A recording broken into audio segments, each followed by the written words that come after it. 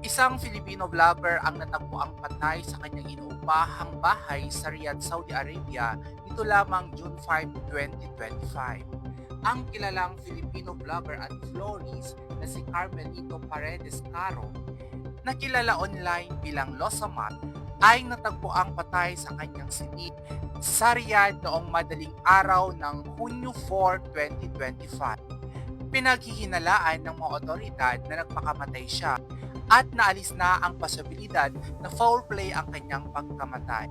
Si Losamat ay sumikat sa kanyang TikTok nung panahon ng pandemya dahil sa galing niyang magpatawa or sa galing niya sa comedy.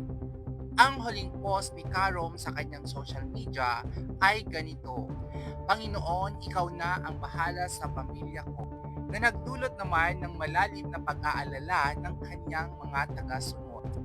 Ang huling interview niya ay noong September 2024 kung saan siya ay nagbukas tungkol sa kanyang mga laban sa likod ng kanyang mga tawa.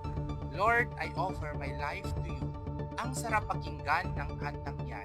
Ang akala kasi ng mga tao ay lagi lang akong masaya. Pero deep inside, marami rin akong problema. Ayon sa kanya na naghayag ng kanyang sakit na natatakpan ng katatawanan. Please like, share, and follow for more trending news.